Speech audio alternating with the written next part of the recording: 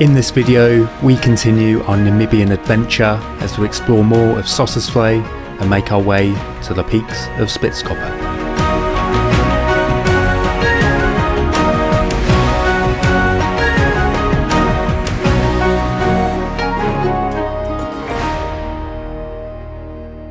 And you join us making our way to Deadvlei in time for sunrise, and as you can see, the winds were very high this morning, which only added to the adventure.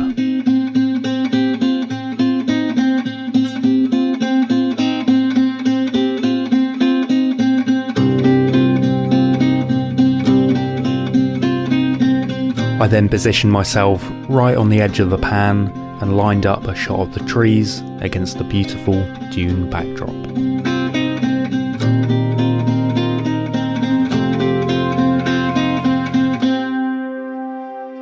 Watching the golden light slowly illuminate more and more of the dune was an incredible sight.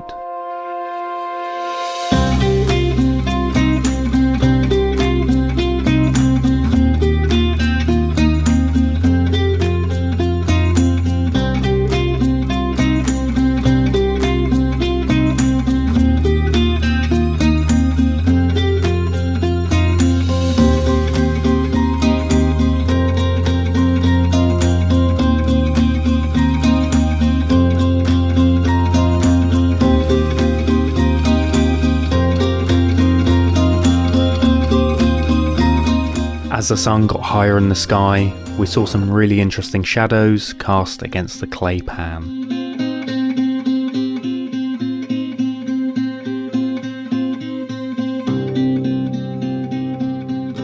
As we headed out of the sheltered pan, we saw the full effect of the high wind.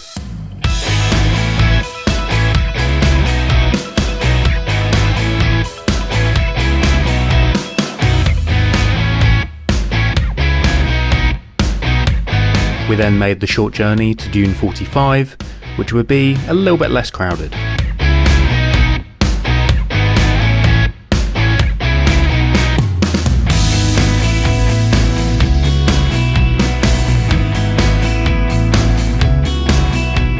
So our second day in Sossusvlei, and it's quite a windy one today. Last night in the lodge we could just hear it howling outside. And yeah, we sort of made our way to Deadvlei for sunrise this morning, and that meant another run on the sand track, which was a little bit more interesting this time around because it was so windy. A lot of the tracks had just sort of blown away, which yeah, was quite interesting. But we got there in the end. So we've got a full day exploring Sossusvlei, and all of the dunes are numbered here, so it's yeah, quite easy to find which one is suitable for climbing and good for photos. We've come to Dune 45, which is quite a popular one to climb.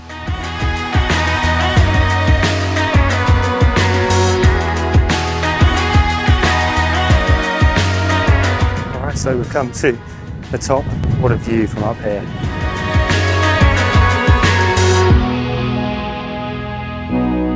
It's funny because usually I'm the one at the bottom of the dune photographing the dune, so it's pretty cool to be up here. It's a nice change of perspective. You get such an amazing view of the landscape, and you notice things that you don't pick up on when you're sort of driving at ground level. You can sort of see where the water once flowed through this valley. So yeah, it's quite interesting, but yeah, this is such an amazing experience.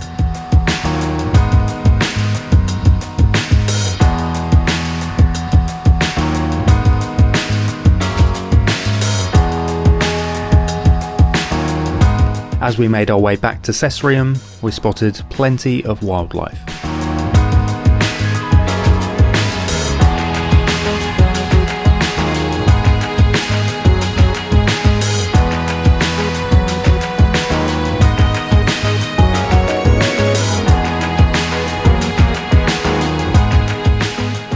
Alright, so we've arrived at our next campsite, and this is the NWR Sesrium campsite. It's between the main gate and the inner gate, so it's a really good campsite to stay at if you want access to Sossusvlei, before sunrise and after sunset. So we've just checked in and gone to our designated campsite, and it's a really good one actually. We've got a tree right in the middle there, providing a little bit of shade from the midday sun, and we've got rubbish bins on site, we've got a braai set up, we've got electricity, we've got a light, and yeah, it's got everything we need. The sort of toilets and the showers and washing up facilities is just nearby, and the swimming pool is also a short walk away. That being said, I guess the facilities are a little bit dated. It sort of needs a bit of modernisation. I think the other campsites we've been to have just been really, really good. So, you know, it kind of puts things into a little bit of perspective. But yeah, I think we're definitely in that stage of the trip where we're into the flow of things. We're sort of used to where everything is with our sort of setup there. We're able to put up the tent really quickly and take it down really quickly. Yeah, it's just sort of helping the whole experience really sort of flow. We're also not putting too much pressure on ourselves to sort of do everything and see everything in just one day. You know, we are sort of taking the time just to relax and unwind, and just sort of take it easy really. Even though we are enjoying the whole camping experience, staying at the Sossusvlei lodge last night was a nice little break from it, I suppose. It was nice just to have, you know, the bed already set up, have a shower, and also just having a meal in the restaurant, things like that. So if you are sort of planning a trip to Namibia, I think it's definitely worth having to think about some sort of strategically placed hotel stays where you can, just to have a little recharge.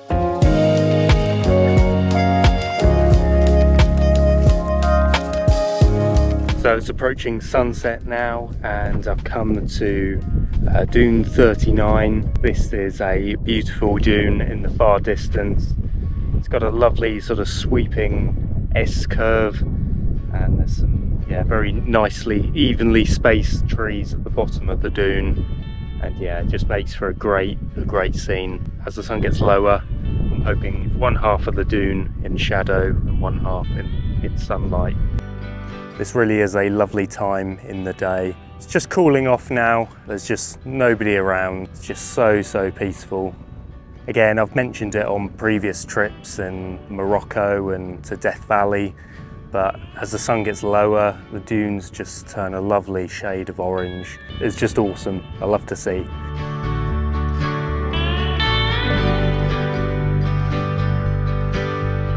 I've got to say that Sossusvlei has certainly lived up to expectations. It's such a stunning landscape. Everywhere you look, there's interest and intrigue.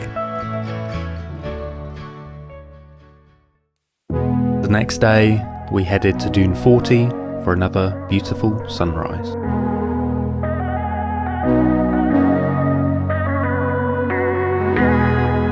Dune 40 is another popular dune to climb here, so we made our way to the top before it got too hot.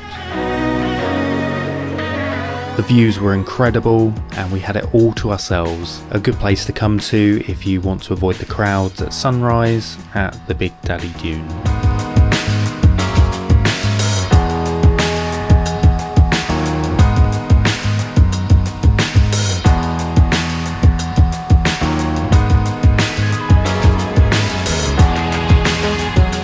We then actually made our way to the 4x2 parking area near Deadvlei, and we explored around there, which was really spectacular. This area gives you an amazing perspective of just how tall the dunes are in the far distance.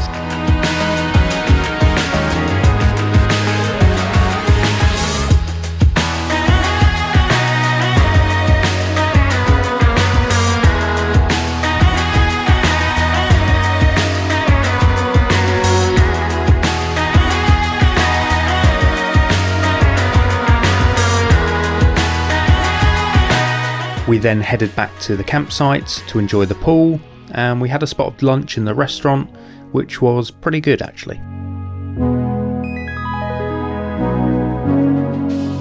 One thing you'll often see at this campsite is the oryx, and it's quite nice to sit back and watch them as they roam around the camp.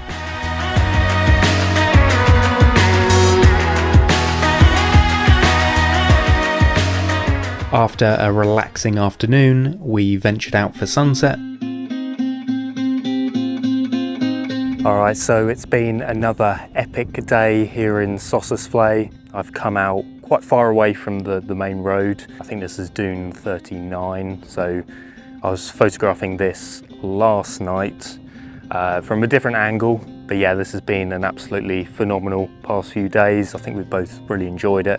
It's been a nice mix actually of, you know, going out in the morning and hiking dunes and, you know, doing some physical activity, getting out of the car a little bit, and then, you know, and also going back to the camp and just sort of chilling out, enjoying the sunshine and chilling by the pool.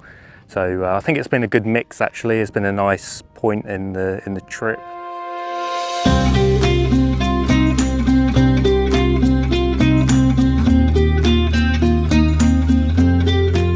So yeah, just sort of reflecting on the last few days here, and the experience has been so good. I'm so grateful to be able to come here and just see the spectacular landscape. Rebecca and I are always saying to ourselves how incredibly lucky we are to come to these places.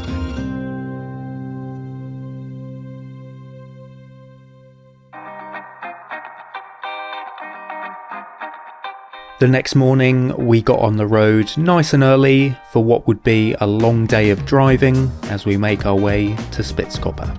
Fortunately, there are a few stops along the way to break up the journey.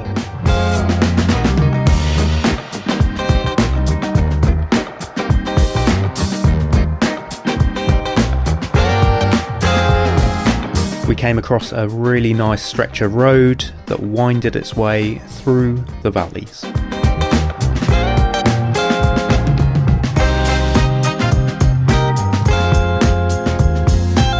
As we rolled into Walvis Bay, we saw loads of flamingos, and to see them a little bit closer, we went to the aptly named Flamingo Bay.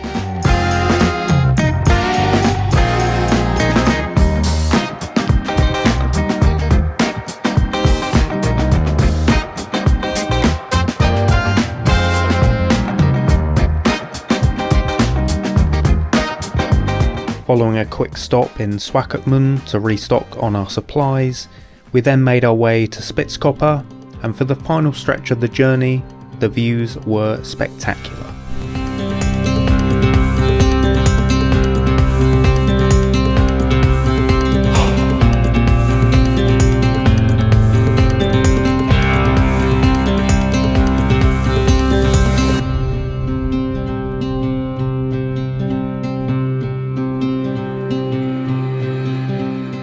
Alright, we've arrived at our next stop, and this is Spitzkoppe, and yeah, really spectacular, quite an iconic place in Namibia. It's definitely on the typical trail that people do.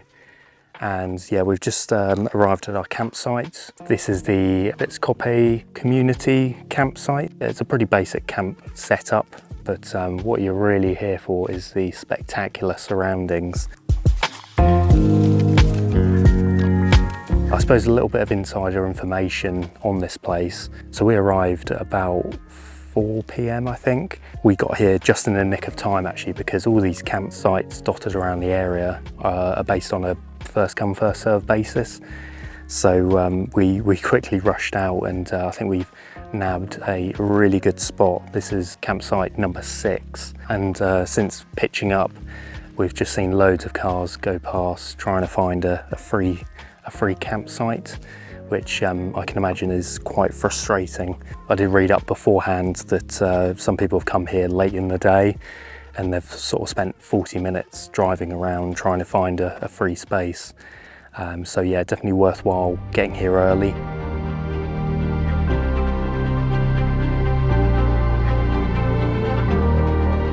I really do love this kind of landscape, and it reminded me a lot of the Alabama hills from earlier in the year. There are just so many cool perspectives to capture with the camera.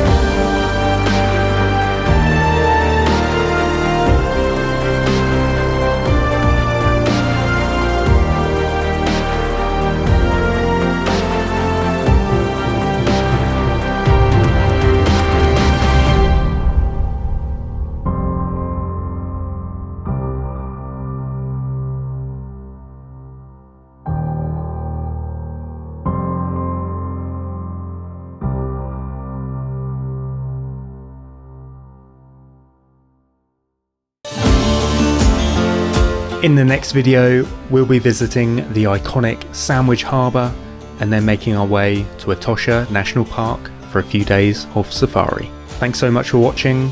Hopefully see you in the next one.